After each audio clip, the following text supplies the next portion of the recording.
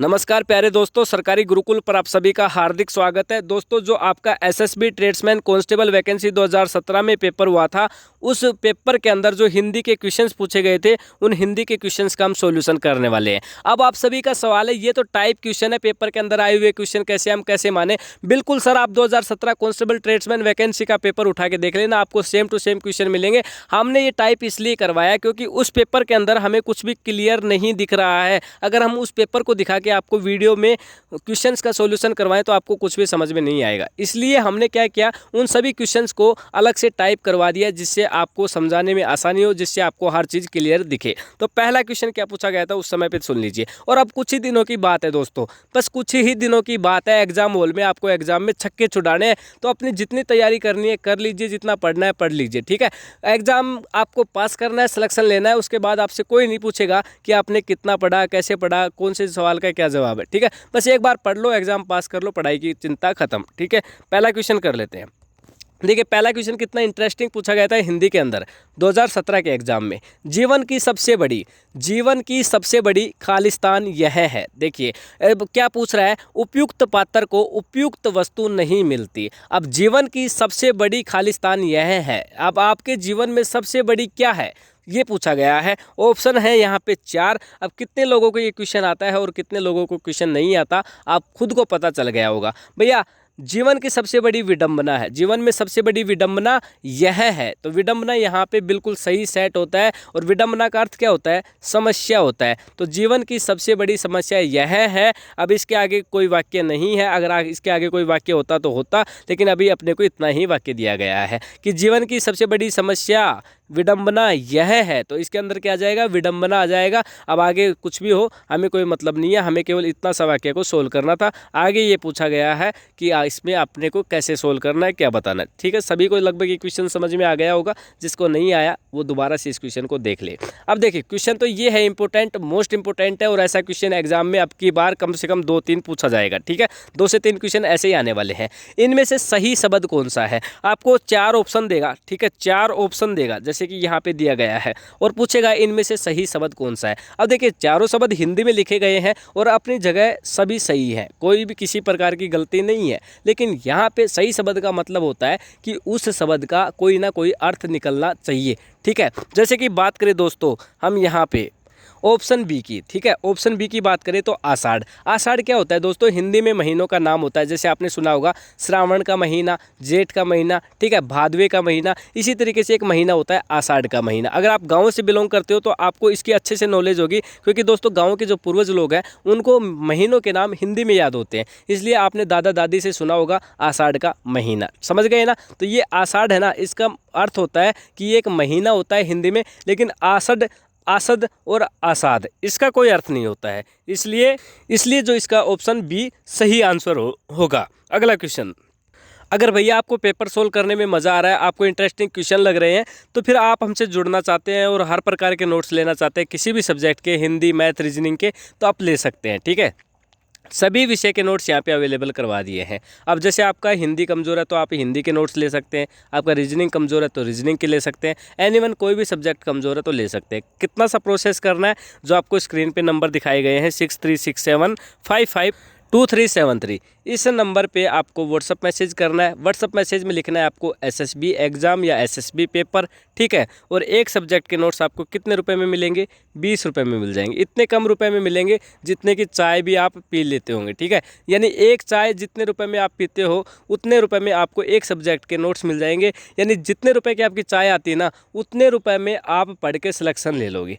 इससे कम आपको कहीं भी नहीं मिलेगा। और हम कोशिश करते हैं कि कम से कम पैसों में पढ़ के आपका सिलेक्शन हो जाए। तो करना क्या है, स्क्रीनशॉट लीजिए और जैसे ही अपना ये पेपर खत्म हो जाए उसके बाद मैसेज करके नोट्स का फ़ायदा उठाते रहना। ठीक है दोस्तों, यहाँ पे तबीयत खराब होने के बाद भी मैं आपके लिए क्लास बना के आ रहा हूँ। ठीक है, तो यहाँ पे देखिए, आमोद का पर्यायवाची कौन सा है। कितना इंपॉर्टेंट क्वेश्चन है, आमोद का पर्यायवाची शब्द कौन सा है। यहाँ पे मैं आपको 4 ऑप्शन दिखा रहा हूँ। पहला ऑप्शन है हर्ष, दूसरा है अनल, ठीक है, तो तीसरा ऑप्शन देखेंगे तो यहाँ पे आपको देखने को मिलेगा मुख्य, चौथा है मयूख। तो यहाँ पे आपको सही उत्तर बताना है, ठीक है। तो इसका सही उत्तर क्या हो जाएगा, अनल। अब अनल क्या है दोस्तों, अनल आपका आमोद का पर्यायवाची शब्द है। इतना सभी को पता चल गया। और पर्यायवाची से आपके 3 से 4 क्वेश्चन एग्जाम में आने वाले हैं। तो यहाँ पे हिंदी के नोट्स ले लेना आप, वहाँ पे कंप्लीट पर्यायवाची हमने करवा रखे हैं। अब देखिए दोस्तों, पर्यायवाची कोई लिमिट नहीं है, यहाँ पे खूब सारे पर्यायवाची हैं। कोई भी पर्यायवाची में से कहीं से भी कुछ भी आ सकता है। तो हमने क्या किया है, हमारे नोट्स के अंदर, हिंदी के नोट्स के अंदर हमने वो पर्यायवाची शब्द लिए हैं जो पिछले एग्जामों में लगभग बार बार पूछे जा रहे हैं, या फिर जो पिछले एग्जाम हो चुके हैं आज से पहले, उनमें जो पर्यायवाची शब्द पूछे गए उनको हमने उठाया है, ठीक है। जिससे उम्मीद रहे कि हमारे नोट्स के अंदर से आपको 1 या 2 पर्यायवाची आसानी से मिल जाए। बाकी पर्यायवाची शब्द और विलोम शब्द दोस्तों ऐसे क्वेश्चंस होते हैं ना, वो आपको कॉमन सेंस और थोड़ा सा दिमाग से ही सोल्व करना होगा। देखिए अब यहाँ पे आपको बताना है कि निम्न में से दिए गए कौन सा शब्द शुद्ध है। यानी आपको 4 ऑप्शन दिए गए हैं, इनमें से शुद्ध शब्द बताना है। तो वही क्वेश्चन है दोस्तों, चारों शब्द अपनी अपनी जगह शुद्ध है, हिंदी में लिखे गए हैं, लेकिन मतलब होना चाहिए किसी शब्द का। अब देखिए यहाँ पे अत्यधिक है, ठीक है, लेकिन बड़ी धी है यहाँ पे, तो इसका कोई मतलब नहीं होता है इस वर्ड का। लेकिन आप ये ऑप्शन ए देखिए, अत्यधिक, ठीक है, छोटी धी है और इसका मतलब क्या होता है, खूब सारा, ठीक है। क्या होता है, खूब सारा या बहुत सारा, ठीक है। तो अत्यधिक यानी बहुत ज़्यादा, बहुत ज़्यादा अगर हिंदी में बात करें तो इसका मतलब होता है ना कुछ। तो इसका सही ऑप्शन हो जाएगा अत्यधिक, ऑप्शन ए, ठीक है। ये क्वेश्चन पूछा गया है 2017 में एसएसबी के पेपर में। तो पता चल रहा है ना आपको हिंदी किस लेवल का पूछा जाता है, हिंदी में कैसे क्वेश्चन पूछे जाते हैं। तो देखिए ये अजीब सा क्वेश्चन, नीचे दिए गए मुहावरों में अर्थ बताइए। यहाँ पे एक मुहावरा दिया गया है आपको, ऊँट किस करवट वैसा है, ठीक है, ऊँट किस करवट वैसा है। अजीब सा क्वेश्चन है ना दोस्तों कि ऊँट किस करवट वैसा है, इसका मुहावरे का अर्थ बताइए। ऐसे ही क्वेश्चन आते हैं दोस्तों घुमाने वाले, बस इसमें थोड़ा सा दिमाग लगाना है भाई। ऊँट की अगर हमें यहाँ पे फोटो दी गई होती और देखने को मिलता कि ऊँट किस करवट बैठा है, तो शायद हम इस क्वेश्चन का आंसर कर पाते। तो इसका सही जवाब क्या होगा, पूर्वानुमान ना हो सकना। हम इसका अनुमान नहीं लगा सकते कि ऊँट किस करवट वैसा है, क्योंकि हमें पता ही नहीं है ऊँट किस करवट बैठा है। अगर हमें फोटो दी गई होती या कोई प्रतिचित्रण दिया गया होता तो हम अनुमान लगा सकते कि भाई दाईं तरफ बैठा है, सीधे बैठा है, बाईं तरफ बैठा है। लेकिन यहाँ पे हमें ऊँट के बारे में कुछ भी नहीं बताया गया है, तो हम ये कह सकते हैं पूर्वानुमान न हो सकना, मतलब इसका हम कोई अंदाज़ा नहीं लगा सकते। तो अगला क्वेश्चन देखिए ना आप, कितना बढ़िया क्वेश्चन है। नीचे दिए गए शब्द यानी मुहावरे का अर्थ बताना है। दोस्तों तबीयत खराब है, आवाज़ आपको थोड़ा कम सुनाई दे रही होगी, हेडफोन का यूज़ करें या फिर कोई ऐसा मल्टी स्पीकर का यूज़ करें जिसमें आपको आवाज़ क्लियर सुनाई दे, ठीक है। या फिर शांत वातावरण में बैठ के इस वीडियो को देखें, जिससे कि आपको आवाज़ थोड़ा सा तेज़ सुनाई दे, क्लियर सुनाई दे, ठीक है। हम आपके लिए मेहनत कर रहे हैं, चाहे हमें कुछ भी हो जाए। बात करें दोस्तों, नीचे दिए गए मुहावरे का अर्थ बताइए। फिर एक और मुहावरे से रिलेटेड क्वेश्चन आया है। और दोस्तों मुहावरे से हमेशा एसएसबी के अंदर हार्ड लेवल का ही क्वेश्चन आता है, इजी क्वेश्चन कभी देखने को नहीं मिलेगा। यहाँ पे देखो, एक तो करेला दूजा नीम चढ़ा, वाह भाई वाह, कितना इंपॉर्टेंट क्वेश्चन है, कितना मज़ेदार क्वेश्चन है। एक तो करेला दूजा नीम चढ़ा। देखिए करेला क्या है भाई, करेला क्या होता है, कड़वा होता है, आपको पता है क्या होता है, करेला कड़वा होता है, ठीक है। और इधर नीम चढ़े की बात करें ना, नीम चढ़े की, तो ये भी क्या होता है, कड़वा होता है। तो दोनों ही कड़वे होते हैं, लेकिन दोनों के गुण होते हैं भाई। नीम के अलग गुण होते हैं और कड़वे के जो अपना करेला होता है ना उसके अलग गुण होते हैं। दोनों लाभकारी है ना, यानी गुणकारी है ना, तो दोनों क्या है, गुणकारी है, दोनों क्या है, कड़वे हैं। तो भैया क्या इसका जवाब होगा, कड़वा किंतु अत्यंत गुणकारी। समझ गए ना, ऐसे बस थोड़ा सा दिमाग लगाना है, कॉमन सेंस के आंसर होते हैं। यानी कड़वे हैं दोनों, गुणकारी हैं, तो कड़वा किंतु अत्यंत गुणकारी, ठीक है। ये है इसका आंसर। अगला क्वेश्चन, ये क्वेश्चन मेरे हिसाब से कोई बंदा नहीं होगा ऐसा जिसको नहीं आता होगा। स्वर्ग का संधि विच्छेद होगा, ठीक है, स्वर्ग का संधि विच्छेद होगा। ऐसा कौन सा बंदा है जिसको इसका जवाब नहीं आता? मेरे हिसाब से तो सबको आता होगा। और ठीक है, मैं बता भी देता हूँ। देखिए आपको क्या दिया गया है, स्वर्ग, क्या दिया गया है भैया, स्वर्ग। इसका संधि विच्छेद करना है। देखिए पहला वर्ड क्या है, आधा स है, तो यहाँ पे आधा स है, आधा स है, आधा स है, इसमें आधा स नहीं है, ये तो गलत हो गया, ठीक है। चलो 3 में से चूज करना है। आगे क्या है, वह है, इसमें वह है, इसमें वह है, इसमें वह है, लेकिन इसमें क्या है, रह, इसमें रह का कोई मतलब नहीं है, तो ये हो गया गलत। इसमें रह है, कहाँ पे है, गए के ऊपर है, ठीक है, यहाँ पे होना चाहिए था, तो ये भी हो गया गलत। बच गया कौन सा, ऑप्शन सी और ऑप्शन ए, ठीक है। अब देखिए आगे, यहाँ पे क्या है, स्वर, यहाँ पे क्या है, स्वर, चलो बच गए। इसमें क्या उपसर्ग लगा हुआ है, ठीक है। यहाँ पे वह में आप क्या निकालोगे, वह, वह, तो ए क्या, ए की ध्वनि निकल रही है ना, इस ए, यहाँ पे एक है एडवांस में, तो ए प्लस ए क्या बन जाता है भैया, आ बन जाता है, ठीक है। क्या बन जाता है, आ बन जाता है, तो ये क्या हो जाएगा, स्वर्ग हो जाएगा। क्या हो जाएगा, स्वर्ग हो जाएगा, ठीक है। लेकिन अपना क्या है, स्वर्ग है। तो यहाँ पे आप क्या देख रहे हो, क्या है, सव है, क्या है, सव है। तो वह में किसकी ध्वनि निकल रही है, ए की निकल रही है। और गै, और लास्ट में क्या है, प्लस में गै, तो यहाँ पे क्या हो जाएगा, स्वर्ग। क्या हो जाएगा, स्वर्ग। तो ऑप्शन ए इसका सही जवाब हो जाएगा। तो ऐसे संधि ना आपको ध्यान से पढ़ना है, क्या है, ध्यान से पढ़ना है। कौन सी संधि है, कौन सी संधि के कौन सा रूल होता है, व्यंजन संधि में क्या लगता है, दीर्घ संधि में क्या लगता है। तो आपको संधि अच्छे से पढ़ लेना है ना। संधि से रिलेटेड यहाँ पे आपको एग्जाम में 4 क्वेश्चन देगा। कितने देगा, 3 से 4 क्वेश्चन तो जरूर देगा, ठीक है। क्योंकि ये टॉपिक ही ऐसा है दोस्तों, जो क्वेश्चन गलत होते हैं ना, वो संधि से सबसे ज़्यादा गलत होते हैं, ठीक है। और जिसने अच्छे से समझ लिया ना, तो उसके सबसे ज़्यादा सही क्वेश्चन भी संधि से ही होते हैं, ये एक बात ध्यान रखना। तो ऑप्शन ए इसका सही जवाब हो जाएगा, आपको क्लियरली मैंने बता दिया। चलिए अगला क्वेश्चन कर लेते हैं। अगला क्वेश्चन बड़ा इंपॉर्टेंट है भाई, अगला क्वेश्चन बड़ा इंपॉर्टेंट है। नीचे दी गई वाक्यों में अशुद्धियाँ दूर करके सही वाक्य का चयन कीजिए। मतलब कि भैया आपको 4 वाक्य यहाँ पे दिए गए हैं, ठीक है। ये 4 वाक्य दिए गए हैं और इनमें से आपको अशुद्धियाँ दूर करनी है सभी वाक्यों में, और जो सही वाक्य है ना, जिसमें कोई अशुद्धि नहीं है, उसका चयन करना है। अब देखिए पहला वाक्य पढ़िए, तुलसीदास रामायण की रचना करें, ठीक है। तुलसीदास रामायण की रचना करें, तो करे से पढ़े भाई। यहाँ पे तो ऑर्डर सा दिया जा रहा है कि तुलसीदास रामायण की रचना कर, ऐसा नहीं हो सकता ना। तुलसीदास जी ने तो पहले रामायण की रचना कर दी है, तो हो गया गलत, ठीक है। अगला तुलसीदास रामायण की रचना की, किसने की भाई, तुलसीदास रामायण की रचना, ठीक है।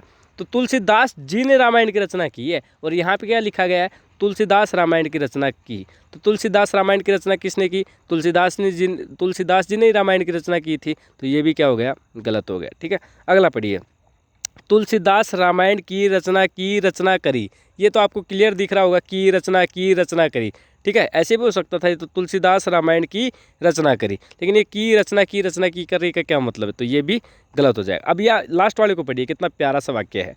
तुलसीदास, यहाँ पे जी लगाओ भाई, टाइपिस्ट ने जी नहीं लगाया।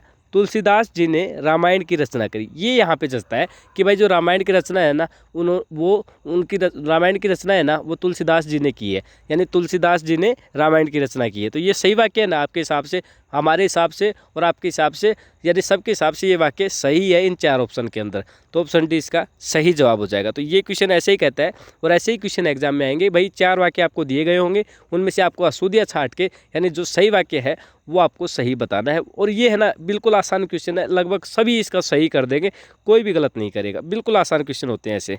चलिए अगला क्वेश्चन, एक से अधिक उपसर्ग से बना है। देखिए ये क्वेश्चन है, ये 4 ऑप्शन आपको दिए गए हैं, और इसमें है ना 4 ऑप्शनों में से एक ऐसा शब्द है, चाहे ये भी हो सकता है, सी डी बी ए, कोई सा भी हो सकता है, जिसमें एक से अधिक उपसर्ग लगे गए हैं। उपसर्ग पढ़ते से आया है क्वेश्चन, लगभग सभी कैंडिडेट्स को आना चाहिए, बहुत ईजी क्वेश्चन है। तो मैं क्या करता हूँ, ये क्वेश्चन है ना आपके हवाले कर देता हूँ, मेरे को पता तो लगे कि आप हिंदी में किस सीडी तक तैयारी कर चुके हैं, ठीक है ना। अब देखिए कुछ लोग कहते हैं कि मैं हिंदी में 4 टॉपिक पढ़ लिया, मैं 5 पढ़ लिया, कुछ लोग कहते हैं मैंने 2 ही पढ़े हैं।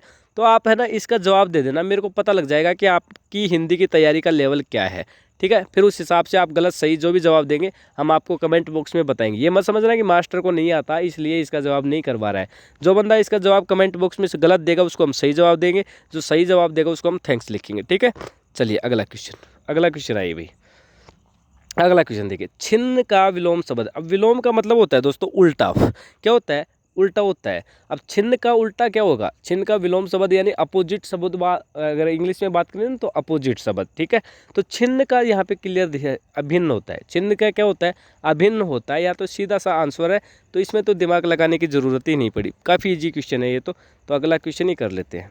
हिंदी भाषा के इतिहास में किस भाषा को श्रवण काल के नाम से जाना जाता है ना, ये इंपॉर्टेंट क्वेश्चन है, और ये इंपॉर्टेंट ही रहेगा, और ये क्वेश्चन पूछा भी जा सकता है अब की बार, ठीक है। तो इस क्वेश्चन का आंसर करें, आपको बताएं कि हिंदी भाषा के इतिहास में है ना कितने काल होते हैं, 4 काल होते हैं, और 4 कालों का क्या नाम है, पहला काल है आदिकाल, भक्तिकाल, रीतिकाल, आधुनिक काल। ये चारों काल क्या है हिंदी भाषा के इतिहास में, लेकिन इसमें से स्वर्ण काल कौन सा है, भक्ति काल है। कौन सा है, भक्ति काल है। ऑप्शन 20 का सही जवाब होगा। समझ पाए होंगे ना। ये सभी क्वेश्चन दोस्तों फर्जी मत समझना, आप एसएसबी ट्रेड्समैन कांस्टेबल 2017 का पेपर उठा के देख लेना, सेम टू सेम यही क्वेश्चन पूछे गए हैं, यही ऑप्शन है, हमने केवल टाइप करवा दिए, क्योंकि पेपर के अंदर आपको कुछ भी दिखाई नहीं देगा। वो पेपर की जो PDF है ना वो क्लीन नहीं आ रही है, मतलब उसकी फ़ोटो खींच के बनाई गई है, तो वहाँ पे साफ़ नहीं है। तो हमने क्या किया, टाइपिस्ट को हम पैसे तो देते ही रख रखा है तनख्वाह पे, तो उससे टाइप करवा लेते हैं, ठीक है। यहाँ पे क्वेश्चन देखिए, मैं कुछ शब्द है जो पर्याय बहुवचन प्रयुक्त होता है। देखिए मैं कुछ शब्द है, मैं यानी कुछ शब्द है जो पर्याय बहुवचन में प्रयुक्त होता है। तो देखिए मैं देव क्या है, मैं देव।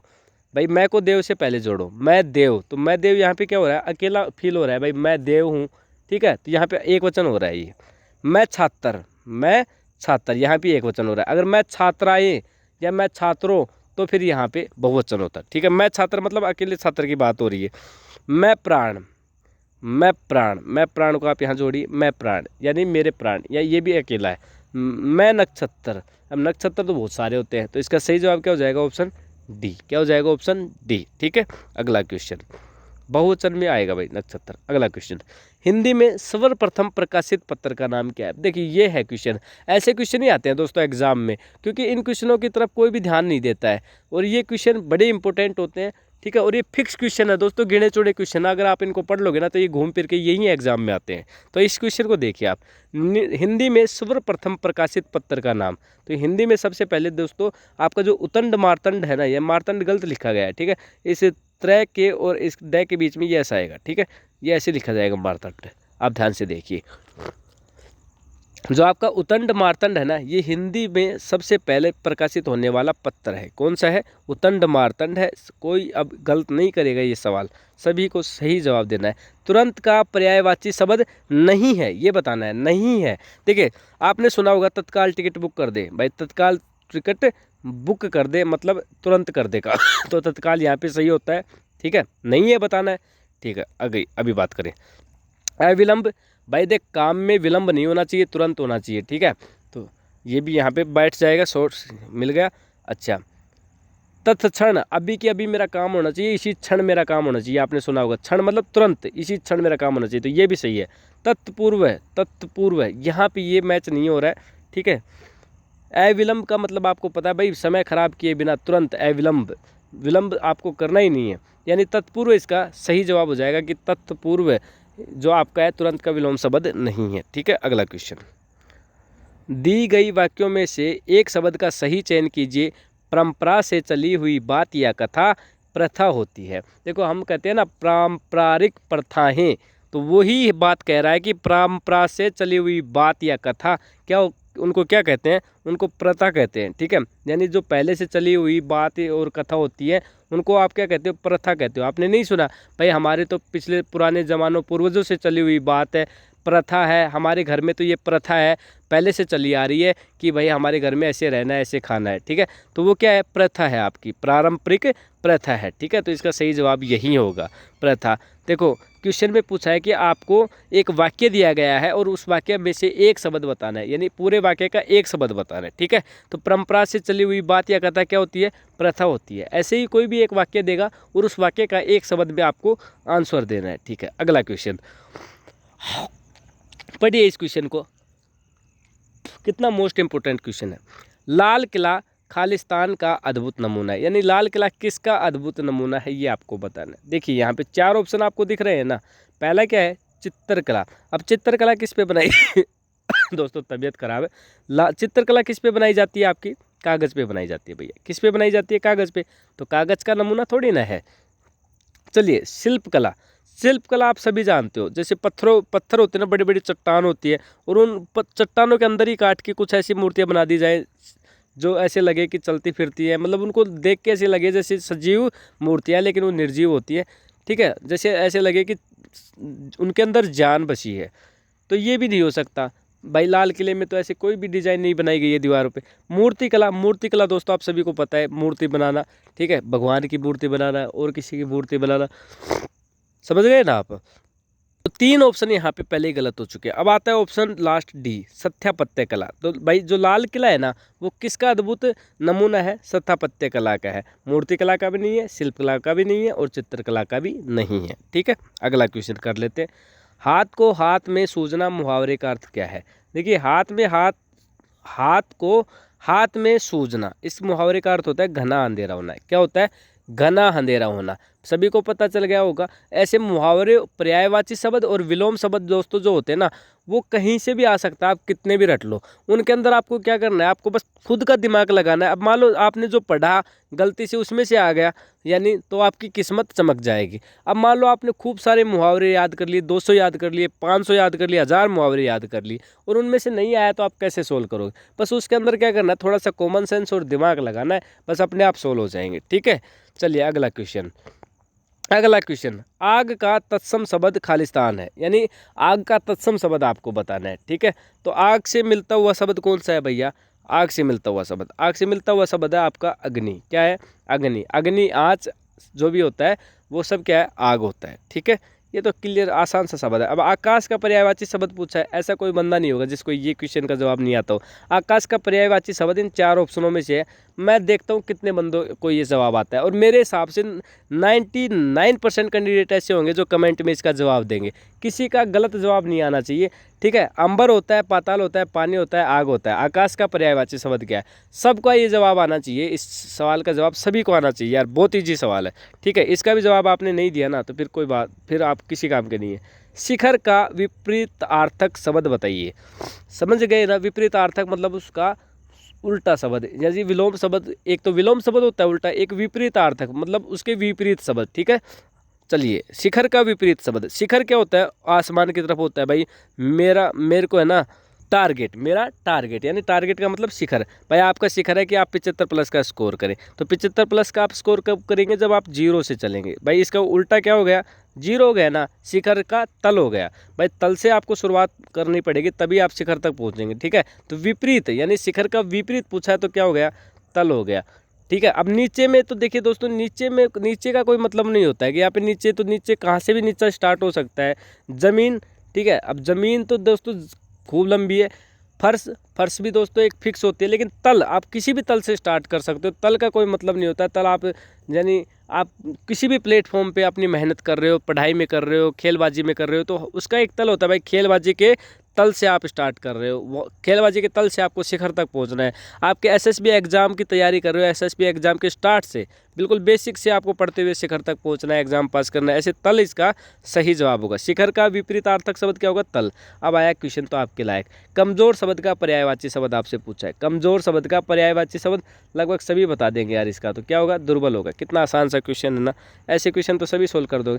कबीरदास का पर्यायवाची शब्द है। ठीक है, देखिए पाली, ब्रज और खड़ी, ये क्या है? भाषाएं हैं, तो ये तो इसका होगा ही नहीं। और शुद्ध कड़ी क्या है? जो आपका कबीरदास जी है ना, उसका पर्यायवाची शब्द है।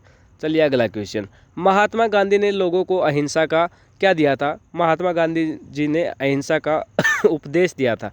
ठीक है, क्या दिया था? उपदेश दिया था। अब उपदेश के अंदर संदेश, आदेश, शिक्षा तीनों आ जाती हैं। ठीक है, और क्या कहा था? घमंड और दोस्तों गुस्सा ऐसी चीज़ होती है, महात्मा गांधी जी ने कहा था घमंड और गुस्सा ऐसी चीज़ होती है जो आपका अहिंसा का आंदोलन होता है ना, उसको खा जाती है।